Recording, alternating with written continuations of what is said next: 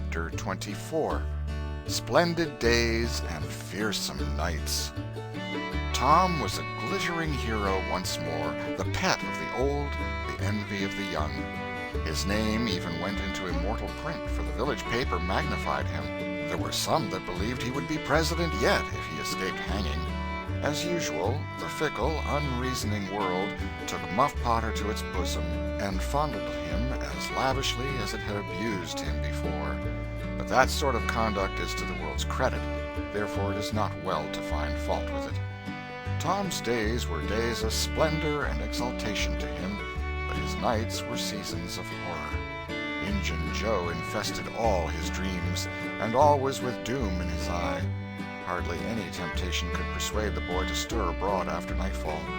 Poor Huck was in the same state of wretchedness and terror, for Tom had told the whole story to the lawyer the night before the great day of the trial, and Huck was sore afraid that his share in the business might leak out yet, notwithstanding Injun Joe's flight had saved him the suffering of testifying in court. The poor fellow had got the attorney to promise secrecy, but what of that, since Tom's harassed conscience had managed to drive him to the lawyer's house by night and wring a dread tale from lips that had been sealed with the dismalest and most formidable of oaths. Huck's confidence in the human race was well nigh obliterated. Daily, Muff Potter's gratitude made Tom glad he had spoken, but nightly he wished he had sealed up his tongue.